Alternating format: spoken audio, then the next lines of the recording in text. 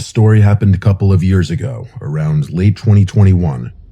My name is Noah, and me and my fiancée Gabby, who is now my wife, had moved into a new house in a quiet suburban neighborhood. It was a nice 2-story house, perfect for our future family. The neighbors seemed friendly and welcoming as well. Most notably, the neighbors that lived to the right of us seemed the friendliest. It was a couple in their late 30s, but I wasn't really sure. The husband's name was Daniel, and his wife was named Veronica. They were very friendly and seemed like sweet people. They even baked us a red velvet cake as a little welcoming gift. The cake was really good, and we couldn't thank them enough for it. The first couple of weeks were good in the new neighborhood. It was quiet and peaceful, until we started noticing strange things with our neighbors, Daniel and Veronica. One night, around 11 p.m., I heard shouting coming from outside. I looked out my bedroom window and realized it was coming from their house, like they were arguing. I couldn't see them because the angle of the houses blocked my view. Eventually, I saw Veronica storm out to her car and leave. After that, it was quiet again. I told Gabby about it, and we just chalked it up to them getting into an argument and Veronica leaving to cool off. I was kind of concerned because they seemed like such sweet people, not the type to have heated arguments. But every couple has disagreements. We didn't think too much of it. Later on that same week, Gabby and I were coming back home. When we got out of the car, we heard yelling coming from inside their house again. They had their main door open, but the storm door was closed, so we could hear them arguing clearly. Again, it wasn't our business, so we ignored it.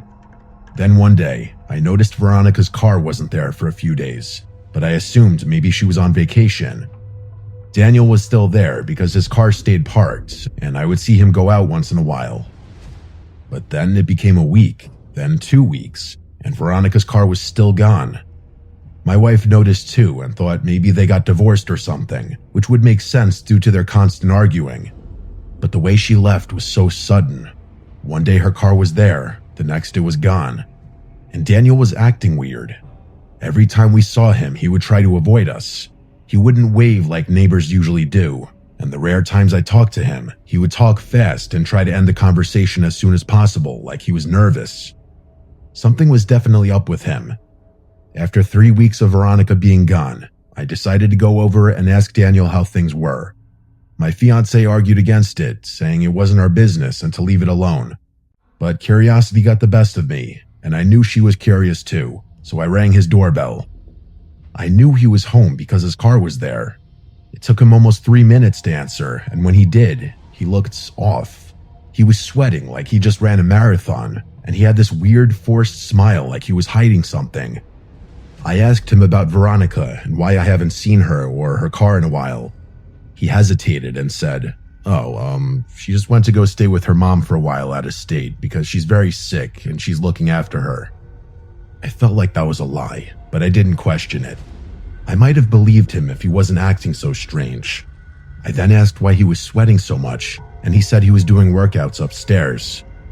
He was speaking really fast, like he was rushed or nervous, but then something happened that made my heart drop. I heard a voice scream from somewhere inside the house. I wasn't exactly sure where, but I was almost positive it was a woman's voice yelling for help. I asked what that was, and Daniel quickly said, I'm playing a movie upstairs and forgot to pause it. That made no sense since he had just said he was working out upstairs. I just said okay and told him I would catch him later. I went back home and told Gabby everything. She was just as concerned as me and told me to call the cops. I did, and I requested to stay anonymous, even though Daniel would probably know it was me. I told the dispatcher that I heard something in my neighbor's house and wanted them to do a welfare check. Eventually, an officer pulled up. About 10 minutes later, I heard sirens and saw 5 police cars and an ambulance. Me and Gabby rushed outside. Officers were everywhere. Daniel was being taken away in handcuffs while Veronica was being rushed to the ambulance on a stretcher. We later found out Daniel and Veronica had been in an abusive relationship and things had escalated badly. Daniel kept her locked in the basement for weeks. I didn't even know they had a basement. Down there, he would assault her, rape her, abuse her, and do horrible things. He even sold her car to make it look like she wasn't home. When I heard that scream while talking to him, it turned out he stabbed her 5 times because she had made noise when he told her to be quiet while he answered the door. That explained why he was acting so strange. Unfortunately, Veronica didn't survive and passed a couple hours later. As Daniel was being escorted into a police car, he said, "I know it was you who snitched on me, and you'll regret this." I wanted to laugh it off if the situation wasn't so messed up, knowing he would be behind bars for a long time. It's crazy how you never know who people truly are behind closed doors. Daniel seems like a friendly, normal guy, and so did Veronica. They seemed like a great couple, but obviously they had serious issues hidden underneath. Fast forward a couple nights after the incident, I woke up in the middle of the night. It was dark, and I saw the silhouette of a person. As my eyes adjusted, I saw that it was Daniel. My heart dropped. He said, "I told you you would regret this." He was holding a knife. I tried talking him down, telling him to calm down and just talk, but he didn't respond. I pressed myself against the headboard. Then, out of nowhere, he lunged at me. I screamed, and then I woke up for real. I was breathing heavily, and Gabby was beside me. She asked what was wrong, and I said it was just a bad dream.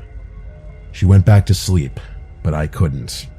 The fact that I dreamed about my neighbor who murdered his wife breaking into my house to kill me chills me to this day. Most dreams fade, but this one stayed vivid, and the words he said in the dream were the exact same ones he said while being taken away in cuffs. I never told my wife about this dream. I don't know why. I guess because she might think I'm crazy or it would just stress her out. Eventually, after we got married, we moved to another part of town. It's a nice, quiet neighborhood and a great house, but the whole event traumatized us. Knowing we lived next to a murderer still haunts us.